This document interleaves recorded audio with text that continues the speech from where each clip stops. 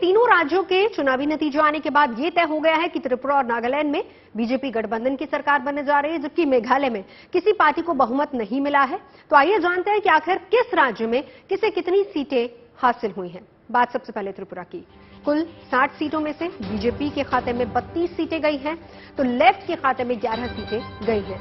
कांग्रेस को 3 सीटों से ही संतोष करना पड़ा और पहली बार चुनाव लड़ रही टीएमसी ने शानदार प्रदर्शन करते हुए टीएमटी ने शानदार प्रदर्शन करते हुए 13 सीटों पर जीत दर्ज की है। वहीं आईपीएफटी के हिस्से में 1 सीट आई है। बात नागालैंड विधानसभा चुनावों की भी कर लेते हैं, जिसके नतीजे आज आए हैं, जहां एक बार फिर से बीजेपी और एनडीपीपी गठबंधन की सरकार बननी तय हो गई है। यहां एनडीपीपी 25 सीटों पर जीती है, जबकि बीजेपी को 12 सीटें हासिल हुई हैं, जबकि कांग्रेस का यहां भी खाता नहीं खुला। वहीं एनपीपी के हिस्से में 5 सीटें आई हैं, 4 निर्दलियों ने चुनाव जीता है और बाकी 14 सीटें अन्य के खाते में गई हैं। मेघालय का जिक्र कर लेते हैं। चुनावी नतीजे आ चुके हैं। यहां किसी भी पार्टी को बहुमत हासिल नहीं हुआ है। एनपीपी हालांकि सबसे बड़ी पार्टी बनकर उभरी है और मेघालय की कुल 60 विधानसभा सीटों में से 59 सीटों पर चुनाव हुए थे, जिनमें एनपीपी को 26 सीटें हासिल हुई हैं और वहीं बीजेपी को 2 सीटों पर जीत मिली है। कांग्रेस और टीएमसी के खाते में 5-5 सीटें गई हैं, जबकि यूडीपी ने 11 सीटें हासिल की हैं और अन्य के खाते में आई हैं 10 सीटें। त्रिपुरा और नागालैंड में बीजेपी गठबंधन की सरकार की वापसी तय मानी जा रही है और वहीं मेघालय में भी सरकार बनाने को लेकर कवायद लगातार तेज हो रही है। तीनों राज्यों में चुनाव नतीजे आने के बाद बीजेपी पूरे जोश में है। जगह जगह पार्टी के नेता कार्यकर्ता जश्न मना रहे हैं।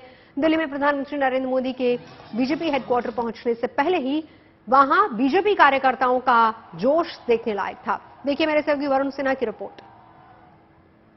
तो पूर्वोत्तर में जिस तरीके से बीजेपी ने बम्पर जीत हासिल करी है, उसके बाद बीजेपी कार्यालय में आप जीत का जश्न देख सकते हैं। यहाँ पर कार्यकर्ता बेहद उत्साह में है और कहा जाए तो होली से पहले यहाँ पर होली का पर्व बनाते हुए कार्यकर्ता नजर आ रहे होंगे।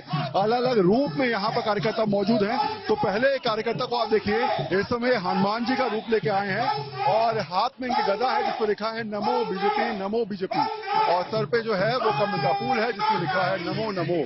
तो ये रूप जो है वो लेकर आप हर जगह जाते हैं। मैं पूरे भारत जाता हूँ और इसी रूप में सभा का साक्षी बनता हूँ और आज तो बहुत ही खुशी हो रही है कि नॉर्थ ईस्ट में जिस तरह से देवत्व कार्यकर्ता और मेरे श्री राम रूपी माननीय प्रधानमंत्री के कारण जो जीत मिली है, जितना कहूँ वो कम है।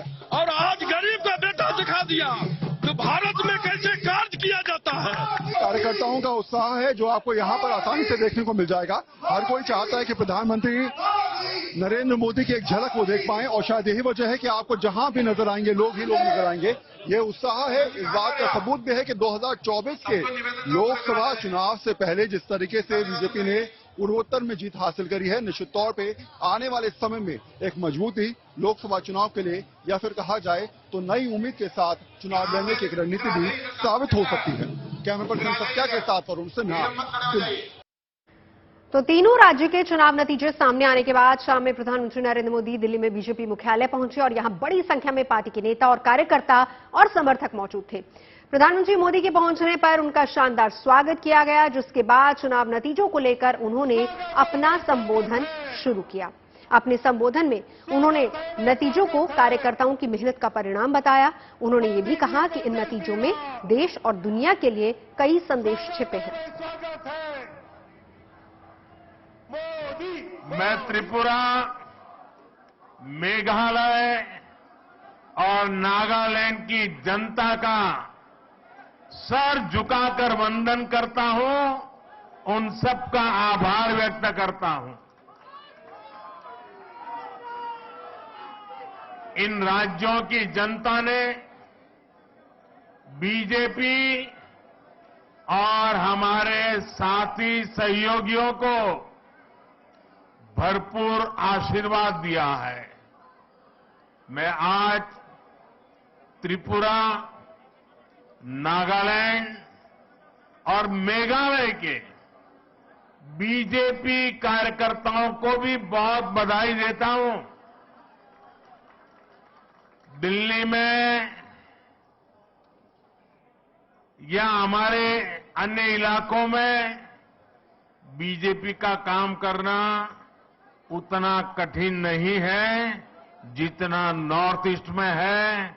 वहां का कार्यकर्ता हमसे अनेक गुना मेहनत करता है और इसलिए वहां के कार्यकर्ता विशेष रूप से अभिनंदन के अधिकारी हैं।